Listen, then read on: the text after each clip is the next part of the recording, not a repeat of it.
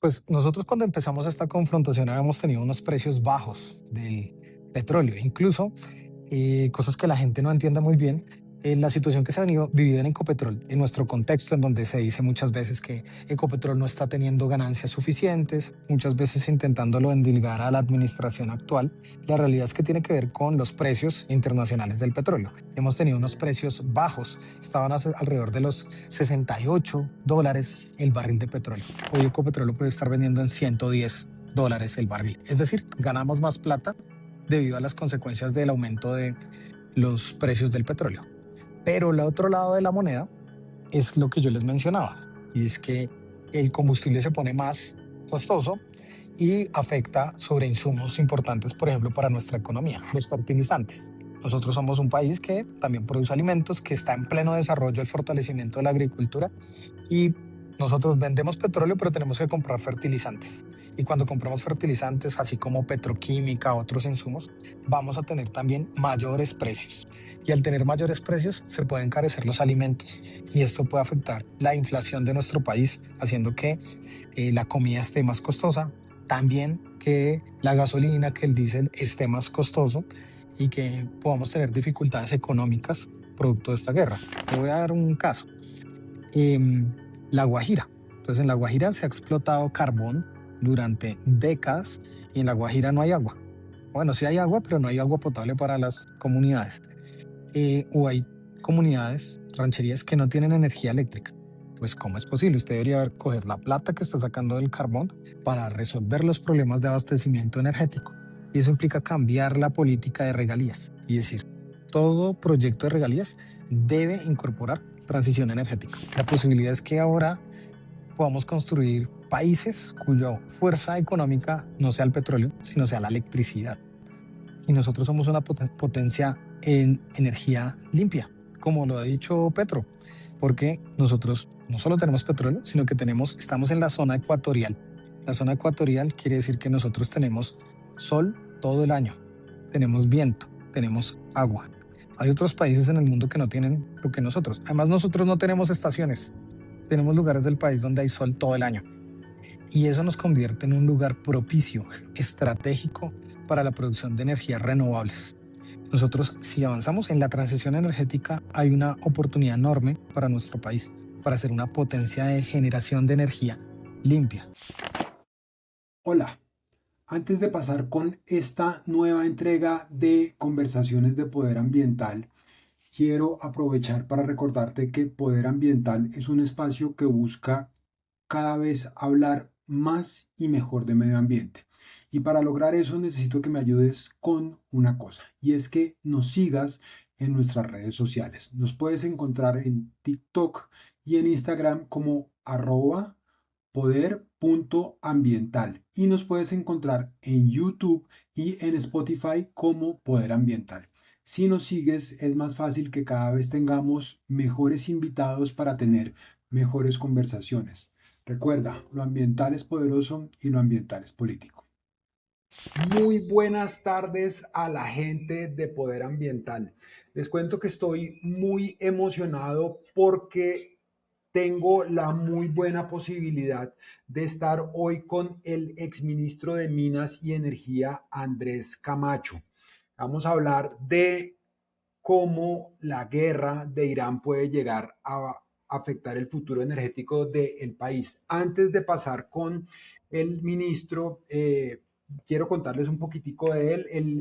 El Andrés es ingeniero eléctrico y licenciado en física de la Universidad Distrital Francisco José de Caldas. Tiene una maestría en Administración de la Energía y sus fuentes renovables del Tecnológico de Monterrey. Cursa un doctorado en Ingeniería con énfasis en electrónica y electricidad. Tiene muchísima experiencia, pero ha sido profesor de la Universidad Distrital Francisco José de Caldas, ha trabajado tanto como en la Cámara y en el Senado y fue ministro de Minas y Energía de Colombia. Ministro Camacho, muy buenas tardes y bienvenido a Poder Ambiental. Muchísimas gracias por la invitación. Yo tengo un podcast que se llama Energía y Poder. Sé que estamos Ah, por ahí, por ahí cerca, y donde, así como aquí estás habilitando este espacio, yo también intento hablar de muchos de estos temas de energía. Así que muchísimas gracias y felicitaciones por este espacio. Se necesita mucho conversar con la gente, hablar de todos estos temas. Así que felicitaciones y muchísimas gracias a la gente que te sigue y que nos ve. súper. ¿Y en dónde pueden encontrar el podcast suyo, Doc? Está en YouTube y está en Spotify. Se llama Energía y Poder. Yo terminé la primera temporada del año anterior y ahora estamos en la producción de la nueva temporada de Energía y Poder. Súper, perfecto. Bueno, Doc, la idea es que hablemos de lo que está pasando en la guerra de Irán. Entonces empecemos con esa pregunta, ¿sí? ¿Cuál es su lectura general del futuro de los energéticos, primero a nivel global, como resultado de la guerra de Irán? ¿Usted cómo ve eso? Pues hay una realidad que tristemente vive nuestro planeta. No es la primera vez que se presenta una guerra con componentes energéticos. De hecho, en 1971, 1973, las crisis del petróleo anteriores que hemos vivido están cruzadas por estas confrontaciones. Detrás de la riqueza, en este caso la riqueza del petróleo, pues hay enormes intereses económicos, pero también geopolíticos. Y no es la primera vez que pues el tema energético está cruzado por la guerra. En este momento, con unas condiciones muy distintas a las de años anteriores debido a las transformaciones políticas a nivel mundial. Y hoy buena parte de lo que estamos viviendo es que Estados Unidos está en declive y está intentando usar, como en otros momentos, la gente lo sabe, intentar usar la guerra para imponer condiciones y evitar perder hegemonía mundial. Entonces, es algo que ya se ha repetido, que se ha visto en otros momentos, pero obviamente en este momento específico el contexto varía por algunas cosas que supongo ahora vamos a conversar. ¿Mm?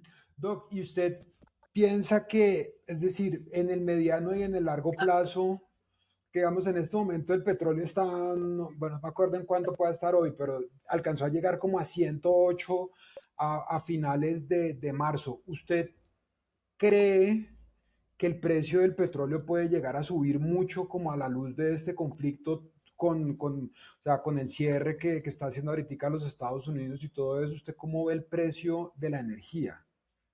Pues nosotros cuando empezamos esta confrontación habíamos tenido unos precios bajos del petróleo, incluso cosas que la gente no entiende muy bien. La situación que se ha venido vivido en Ecopetrol, en nuestro contexto, en donde se dice muchas veces que Ecopetrol no está teniendo ganancias suficientes, muchas veces intentándolo endilgar a la administración actual, la realidad es que tiene que ver con los precios internacionales del petróleo. Hemos tenido unos Mm, precios bajos, estaban alrededor de los $68 el barril de petróleo. Y en el transcurso de pocas semanas, mientras se desarrollaba esta guerra, llegamos casi a $115 el barril. Así que, pues eso habla de la vulnerabilidad económica de estos energéticos, pero la vulnerabilidad económica y la dependencia económica global con el petróleo. Si esto llega a mantenerse en este momento, vivimos una leve caída, está alrededor de los $100 el barril. Si esto llegara a mantenerse, si la confrontación sigue cada día o semanas más, los precios del petróleo fácilmente podrían llegar a los 140, $150 el barril, con lo cual tendríamos una dificultad económica mundial muy complicada porque todavía sigue siendo el petróleo el combustible, el energético dominante. Eso va a hacer que se encarezca muchas cosas, desde el transporte. La mayor parte del transporte mundial utiliza diésel, utiliza gasolina, y si estos productos, si esos precios se elevan, pues la gente va a tener dificultades para movilizarse. Eso fue lo que ocurrió en crisis anteriores, pero también derivados. Nosotros necesitamos de derivados del petróleo para producir, por ejemplo, fertilizantes. Y los fertilizantes actualmente sirven para producir alimentos. Y eso entonces haría que se aumente el precio de los alimentos. Y todo ese aumento de precios se llama inflación. Y tendríamos la posibilidad, podríamos llegar a una hiperinflación global que llevaría a una desaceleración económica del mundo, una crisis económica mundial. O sea que es una guerra de implicaciones globales muy importantes. claro, sí, es que es gravísimo y además es que si uno dijera que es solo un problema de flujo de petróleo porque el estrecho está cerrado, uno diría perfecto, pero uno observa es que la infraestructura de producir petróleo de esa zona del mundo se está viendo afectada como parte de la guerra. Eso quiere decir que, o sea, para que si lo abren, igual no va a seguir la misma cantidad de petróleo. Por lo tanto, estos precios se van a mantener así un tiempo. O puedo estar equivocado con eso. Lo que pasa es que ahí en Medio Oriente tenemos varias infraestructuras estratégicas. Una cosa es el estrecho de Hormuz, que es el transporte del combustible, por donde sale cerca del 25-30% del combustible, del diésel, del petróleo del mundo, que es la cuarta parte, es algo tremendamente importante. Entonces, una cosa es el transporte, otra cosa es la producción. En este momento se ha visto afectado el gasoducto más importante del mundo, con los bombardeos en medio de la confrontación Irán sobre Qatar. Qatar es uno de los mayores productores de gas del mundo que ha exportado gas al resto de la humanidad, incluso que llega al Golfo de México y a otros, especialmente a Asia, y se ha visto afectada la infraestructura de gas de Qatar, el mayor productor de gas del mundo. Pero además de eso, las refinerías más importantes del mundo. Así que la recuperación, los estragos de esta guerra no se van a lograr recuperar. Probablemente vamos a tener que vivir con las consecuencias de esta confrontación por lo menos una década para recuperar el modo en el que se venía desarrollando el flujo de combustible. El estrecho de Hormuz tal vez es lo más fácil de resolver, pero eso es lo que está queriendo, digamos, presionar Estados Unidos, que ellos puedan controlar el estrecho de Hormuz. El estrecho de Hormuz es algo como el canal de Panamá, sin canal, pero controlar ese estrecho permite que cruce o no eso sí, este energético fundamental. Pero detrás de esto hay algo más complejo y es que la mayor parte de ese petróleo sale para China. Entonces, el objetivo de Estados Unidos no es ni siquiera con el Medio Oriente, sino hasta en el marco de una disputa económica global entre los Estados Unidos y China. A diferencia de lo que ocurría en las crisis anteriores, Estados Unidos hoy no depende del petróleo del Medio Oriente. Estados Unidos tiene la mayor producción de petróleo del mundo porque se ha hecho con reservas en otras partes. Incluso lo que ocurrió en Venezuela tiene que ver con eso. Hacerse con los recursos, hacerse con el control, no depender del Medio Oriente. Para que ustedes lo sepan un poco, en los 70 la crisis fue generada por los países árabes, que ellos mismos dijeron no les voy a vender o voy a cerrar el canal. En este caso ha sido por la presión de Estados Unidos para intentar presionar pues económicamente a los países del mundo árabe. Así que las cosas han dado vueltas, pero la afectación económica sobre las economías globales va a ser muy, muy trascendental en los próximos años. Bueno, Doc, ¿y eso usted cómo cree que puede llegar a afectar a Colombia? Digamos que, sí, es decir, es como el marco global, pero ¿cómo eso puede llegar a afectar a Colombia energéticamente? Usted que fue ministro de Minas y Energía. Pues aquí hay dos posturas y dos situaciones, dos caras de la misma moneda, en términos de las consecuencias. Una cara de la moneda es que nosotros producimos petróleo. Y si el petróleo en el Medio Oriente está atrapado, si la infraestructura fue afectada por esta guerra, se va a necesitar en el mundo petróleo de otras latitudes. Y Colombia puede aumentar su venta de petróleo y puede beneficiarse con los precios altos. Estábamos vendiendo petróleo a $68, hoy Ecopetróleo puede estar vendiendo en $110 el barril. Es decir, ganamos más plata debido a las consecuencias del aumento de los precios del petróleo.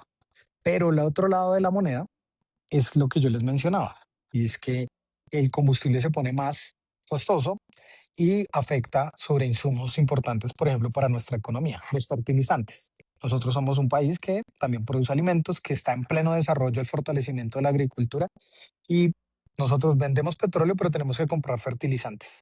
Y cuando compramos fertilizantes, así como petroquímica, otros insumos, vamos a tener también mayores precios. Y al tener mayores precios, se pueden encarecer los alimentos. Y esto puede afectar la inflación de nuestro país, haciendo que la comida esté más costosa. También que la gasolina, que el diésel esté más costoso y que podamos tener dificultades económicas producto de esta guerra. No solo nuestro país, sino todos los países del mundo. Y entonces la posición frente a esto puede haber de dos tipos. unas personas que digan, no, necesitamos vender todo lo que nos dé de petróleo, seguir, nos va a enriquecer, en fin, y eso puede llevar a retrasar la transición energética. O la posición que tenemos otros, y es que toda esta vulnerabilidad lo que nos enseña es que hay que acelerar la transición energética. Si seguimos en este circuito de dependencia de los combustibles fósiles, se enciende un fósforo en cualquier lugar del mundo y nos afecta. Necesitamos aumentar, garantizar nuestra autonomía energética y para eso hay que hacer transición energética y poder desarrollar otros energéticos para nuestra economía. Claro, que ese es un elemento de soberanía energética, creo que se llama, ¿no? Es decir, que Así es. eso es Soberanía lo es que que no vamos. dependamos de otros, lo que podamos desarrollar nuestro propio abastecimiento. Doc, una pregunta. ¿Colombia es autoabastecida en términos del petróleo que consume? Nosotros tenemos, podemos exportar petróleo. Quiere decir que tenemos excedentes y esos excedentes los exportamos. Pero ¿qué pasa? Para producir el diésel y la gasolina que consumen nuestros vehículos, necesitamos utilizar algo que se llaman refinerías. El petróleo colombiano es pesado, es como engrudo, haz de cuenta. Y para poderlo convertir de ese material tan pesado, que es como una goma, para poderlo convertir en el combustible que usamos en los vehículos, hay que refinarlo. Para hacer esa refinación se necesitan insumos químicos y se necesita importar un combustible, unos petróleo liviano, incluso diésel y tal vez gasolinas más livianas que se mezclen con el nuestro, se hace la mezcla y con esa es que nuestras refinerías producen la gasolina y el diésel que se consume en nuestros vehículos. Entonces, sí tenemos autoabastecimiento de petróleo, pero tenemos que importar gasolina y diésel para el proceso de refinación. Claro. Pero si Colombia, es decir, si nosotros no tuviéramos la posición de producción que tenemos, estaríamos en una posición muy difícil, ¿cierto? Es decir, no sé, es decir, países como, por ejemplo, en el sudeste asiático, he visto que países, no sé, como Vietnam y todo eso están teniendo unos problemas de racionamiento durísimos, ¿no? Es decir, la gente tiene que hacer largas filas, el desplazamiento de las personas, es decir, es bastante complejo, ¿no? La sociedad se separa. Sí, aquí nomás en el continente hay países que no tienen producción de petróleo. Por ejemplo, Uruguay. Uruguay importa todo el diésel, combustible que requiere y todas estas situaciones los afectan porque pues es el energético que hasta el momento domina la economía global. Cualquier afectación nos va a impactar. A nosotros nos va a impactar porque tenemos que comprar parte del combustible que necesitamos, que usamos. Si no lo necesitáramos, pues podríamos, digamos, soportar de mejor medida las condiciones. Pero yo insisto en que esto no, de lo que nos habla es que tenemos que hacer la transición, tenemos que superar los combustibles fósiles porque esto no va a pasar de la noche a la mañana. Estas cosas van a seguir ocurriendo. Las consecuencias solo de esto las vamos a vivir la próxima década. Entonces, hay que acelerar la transición, por ejemplo, en la movilidad. Ya en Colombia sí están creciendo los vehículos eléctricos, pero hay que desarrollar, por ejemplo, el transporte eléctrico sostenible en la carga, en el transporte público, muchas cosas que todavía tenemos que hacer para ir superando la dependencia con los combustibles fósiles. Doc, y esa transición, hay un internacionalista que yo sigo que es muy bueno, que se llama John Mearsheimer. El hombre es gringo y él dice que los Estados Unidos, concretamente con el mandato del presidente Trump, hizo algo que a él le parecía no inteligente y era que le había dejado el mercado de las energías renovables casi todo a China, ¿no?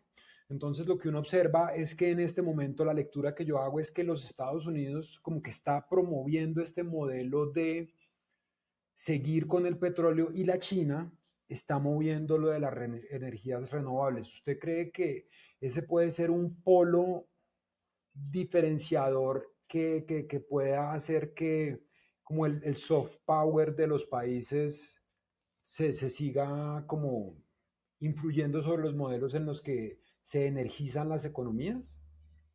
Totalmente de acuerdo. Pues China, sin lugar a dudas, está avanzando muchísimo en su diversificación. China hoy controla el 80%, 90% de la producción de paneles solares del mundo. Y hoy se ha convertido en el primer productor de vehículos eléctricos del mundo. Así que ellos rápidamente han logrado pasar a la industria de la transición energética. Estados Unidos no lo ha logrado y por eso está intentando retrasar la transición para que ellos no se queden atrás y para seguir dominando la economía global. Pero dentro del soft power hay algo todavía más trascendental de fondo. Hay un concepto que existe hace muchos años que se llama los petrodólares. La moneda, la riqueza, está sustentada del dólar, es un billete, papel, pero detrás del dólar, ¿cuál es la riqueza que respalda el dólar? Antes la economía, la industria de Estados Unidos era muy poderosa y hoy lo único que le queda a los Estados Unidos es el petróleo. La riqueza que hoy tiene a Estados Unidos todavía en la competencia mundial es el petróleo. Detrás de todo esto que está pasando con la guerra hay un objetivo y es mantener al dólar como la moneda de la economía mundial. China y los BRICS y otros países están promoviendo otras monedas, incluso que se negocien yuans. Incluso en medio de esta guerra, Irán ha propuesto que le vende petróleo a Europa, pero en euros. Quiere decir que eso va a debilitar el dólar. Entonces estamos viviendo una disputa también por el billete, si es el dólar, si es el yuan, si son los euros. Y ya hoy lo que uno ve es que el dólar, ustedes lo conocen también, incluso en nuestra propia economía, el peso colombiano se ha venido revaluando respecto al dólar. El dólar viene perdiendo peso debido a toda esta situación de reacomodamiento económico mundial. Claro que es bastante grave porque lo que está pasando en la práctica, y usted me corrige, es que con esto se están demandando muchísimo menos dólares en este momento en el mundo. Es que la situación es verdaderamente cataclísmica, ¿no? Es decir, hay gente que habla de que se podría llegar a entrar en una depresión más fuerte que la de que la de principios de los noventas. Pero ¿usted cree que ahí hay una posibilidad para Colombia? Es decir, ¿dónde está Sí, la posibilidad para Colombia en eso? Porque, o sea, estamos en una situación muy complicada, pero ¿dónde sí, está la posibilidad para Colombia?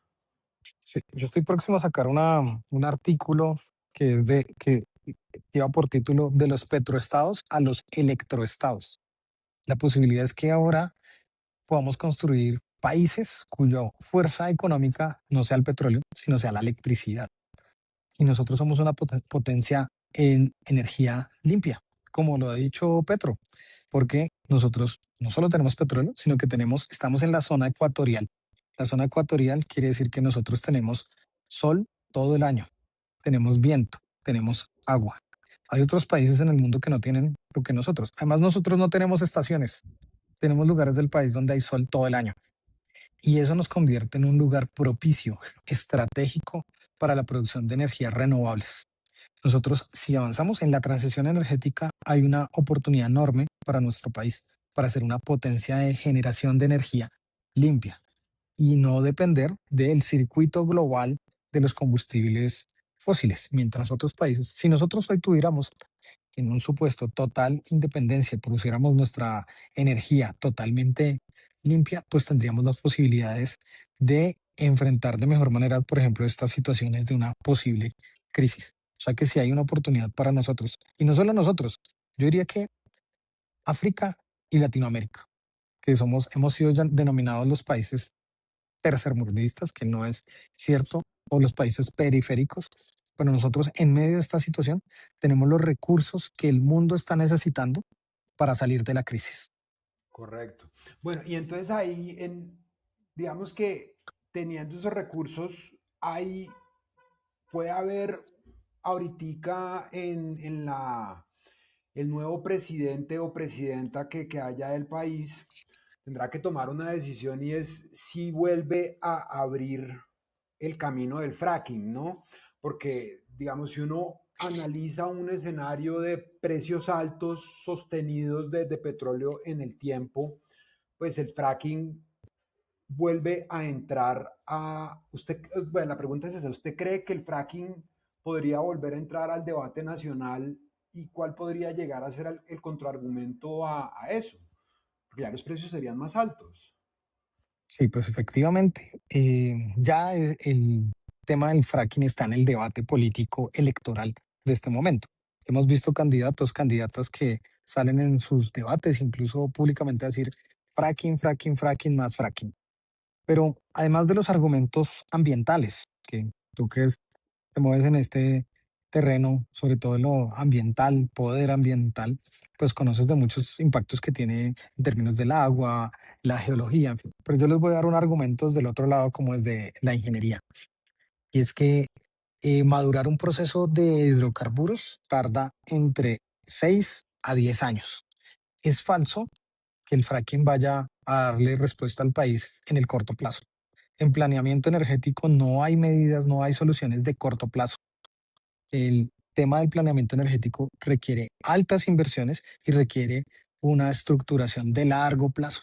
Así que nosotros si nos metiéramos ahora, si ganara una de estas candidaturas pro fracking, el fracking no estaría listo en un año, en dos, en cinco ni en siete. No es una respuesta de corto plazo, así que yo lo he dicho en estos términos, es un embeleco. Técnicamente no hay cómo resolver los problemas de corto plazo con una alternativa como el fracking. Ok, oiga, Doc, ¿usted cree que las regalías se, o sea, están llevando al país hacia la transición energética? ¿Se están invirtiendo bien las regalías para llevarnos hacia esa transición energética?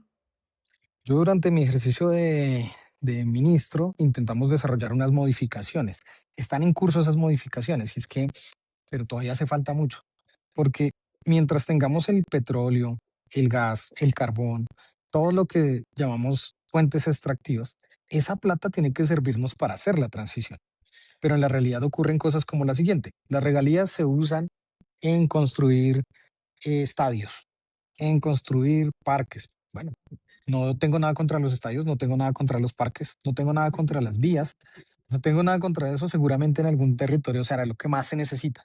Pero si tú estás sacando los recursos de la tierra y sabes que estamos en un proceso de preparación a unos años, una década, 2 décadas o incluso cada vez menos tiempo, pues tú deberías usar esos recursos para hacer la transición energética, para que en esos territorios se vaya superando la dependencia con los combustibles fósiles. Así que necesitamos reorientar esos recursos, hacer que, uno, no se los roben, dos, que estén orientados a proyectos de transición energética. Le voy a dar un caso.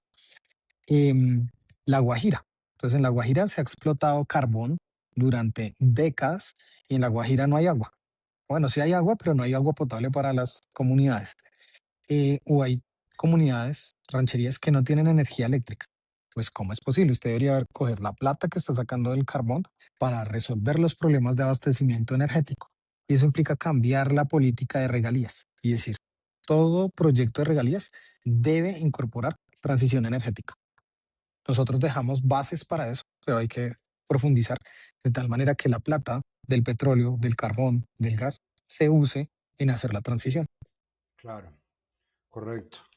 Oiga, Doc, y entonces una conclusión de esto, o sea, porque digamos que la energía, o sea, la transición energética, yo siempre lo había percibido como un ejercicio probablemente más de izquierda que de derecha, pero lo que uno observa ahorita con esta situación es que vender el asunto de la soberanía energética es muchísimo más fácil políticamente tanto para la izquierda como para la derecha, ¿no? Porque es un ejercicio de soberanía, las renovables, ¿no? Es decir, como decíamos ahorita, ¿usted cree que eso es más fácil de comunicar así, la soberanía energética, que la transición? O sea, políticamente, no sé, como desde el discurso que sea como más fácil de vender a los dos lados.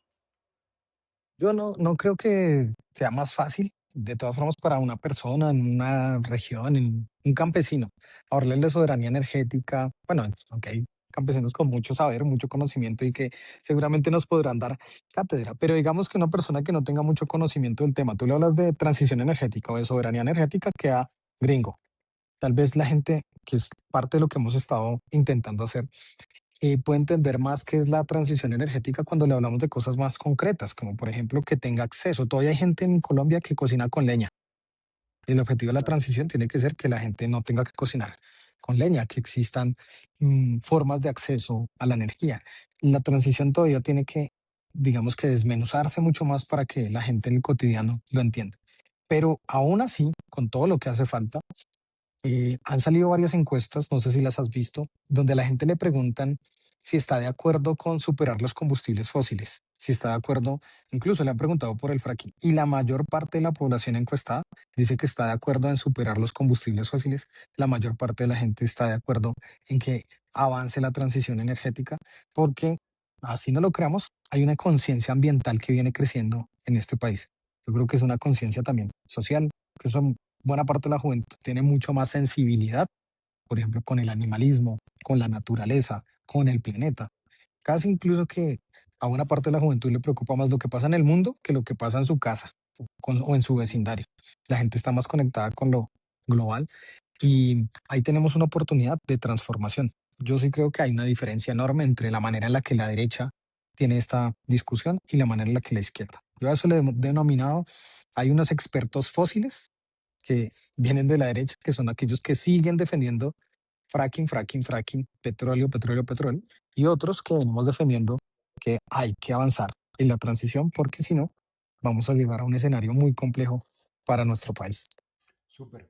Doc, aquí en Poder Ambiental tenemos una tradición y es que a todos los invitados e invitadas les hacemos las mismas preguntas al final. Para usted, ¿qué es poder y para usted, qué es política? Para mí, voy a empezar por la última, política es todo lo que hacemos. Una política personal es levantarse, madrugar temprano. eh, Cualquier cosa que nosotros hacemos, la política está en nuestras vidas de todas las maneras. A veces la gente confunde la política únicamente con las elecciones. Y la política no son solo elecciones. La política es participar, defender una causa, defender el ambiente, defender el barrio, defender cualquier cosa. La política está en todas partes, en todos nuestros ejercicios. La política es un ejercicio social amplio. Y por otra parte, el poder es decidir, la capacidad de decisión, es la posibilidad de que incidamos sobre las decisiones que se adoptan, ya sea en un país, ya sea en un territorio, ya sea en nuestras propias vidas, tener el poder de decisión. Así que el poder ambiental, uniéndolas, para mí sería la posibilidad de decidir sobre los aspectos ambientales y sobre, en este caso, la defensa del ambiente. Súper, perfecto. Doc, muchísimas gracias por este espacio. Pienso que esta conversación ilustra muy bien como las cosas positivas y negativas que pueden llegar a pasar alrededor de esto, de manera que la gente en donde lo puede seguir a usted en redes, por favor, para que lo empiecen a seguir. Bueno, estoy en todas las redes, ya soy casi hasta TikToker, entonces en TikTok, Andrés Camacho en Instagram, Andrés Camacho en X también, en todas las redes sociales me pueden encontrar como Andrés Camacho, Facebook, Instagram, TikTok, y ahí pueden seguir también el programa que tenemos, que somos casi primos, Poder, Energía y Poder. Ahí nos Epa, podemos complementar. súper, perfecto. Doc, muchísimas gracias y le deseo una feliz tarde. Gracias, Muchas gracias, saludos a todas, a todos. gracias.